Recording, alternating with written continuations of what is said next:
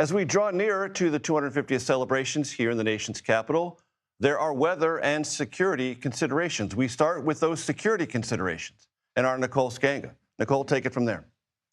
Yeah, Major, Washington is preparing for one of its most heavily secured 4th of July. And for the first time in our nation's history, 250 years, it's being deemed a national special security event. Well, why should we care about that? Because it's going to cost taxpayer dollars, and also because it says something about the security environment and how much law enforcement is actually going to be on the ground, Major. 5,000 National Guard troops, in addition to 44 different law enforcement agencies who have been sworn in by the U.S. Marshals to help secure the Capitol. We're going to see a shutdown from 15th Street to the river, plus, of course, a no-drone zone and even flights stopped on July 4th. On the waterways, you have 24/7 maritime patrols by the U.S. Coast Guard who have been pulling personnel from as north as Cape Cod and as south as New Orleans. On top of all of that, we spoke with the U.S. Secret Service, which is taking a lead on all of this. Take a listen to our conversation with Tara McLeish. She's the special agent in charge.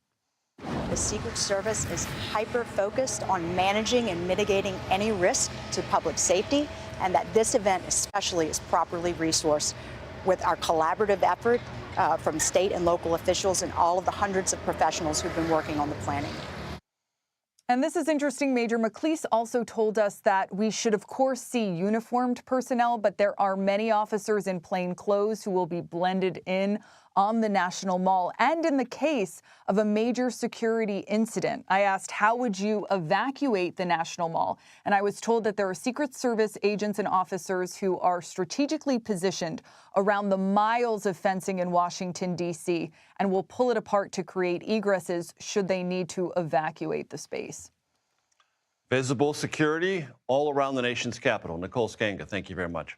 Thank you. Ambassador Monica Crowley joins me now. She serves as the U.S. Chief of Protocol, and the administration's representative to Freedom 250. Monica, it's great to have you here. Great to see you, Major.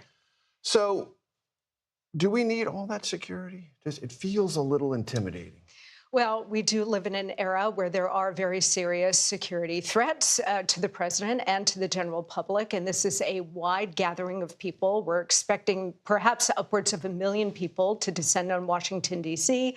on July 4th, and tomorrow, of course, and the day after to celebrate America's 250th birthday.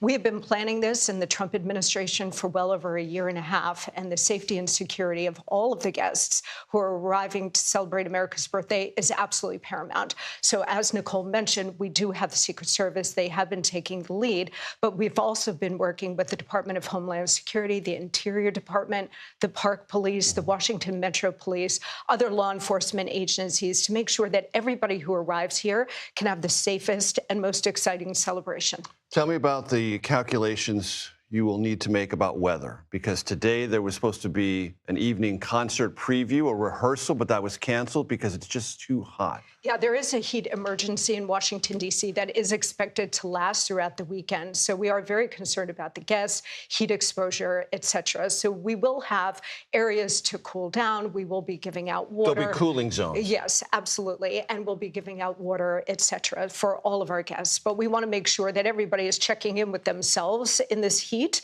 And if they feel uncomfortable in any way, to please exit. There'll be people there to help you leave if you're feeling uncomfortable. But we want to make sure that everybody who arrives is going to have the best time, because, like you said, this is a once-in-a-lifetime, or sometimes twice in a lifetime. I won't ask for any hands here, but some people may remember 1976 as well. And what we're trying to do here is very similar to 1976, the bicentennial, because you'll recall, Major, that after Watergate, after the war in Vietnam, this country was ripped apart with very deep divisions. Yeah. And we face similar divisions today. The contexts are different, but this country really is quite divided.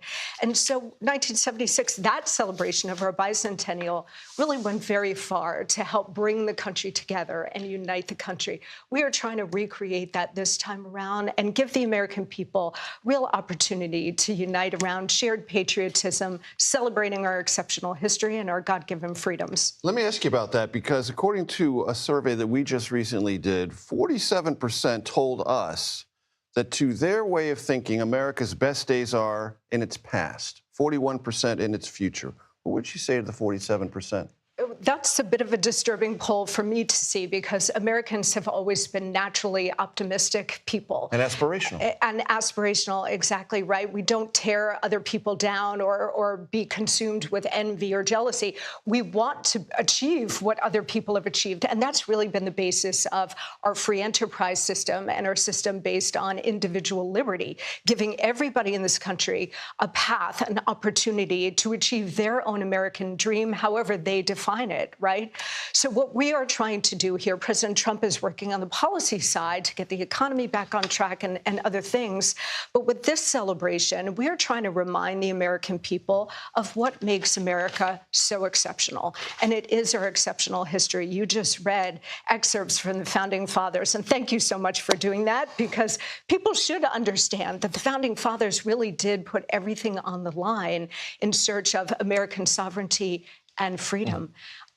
So we want to remind everybody of our origins, what makes us so special, and in the space of just 250 years, the greatest nation in the history of the world. I think I know the answer to this question, but very quickly, even if it's hot, the president will give his speech. Absolutely. I was with him yesterday at the Theodore Roosevelt dedication, Presidential Library dedication in North Dakota. It was pretty hot out there.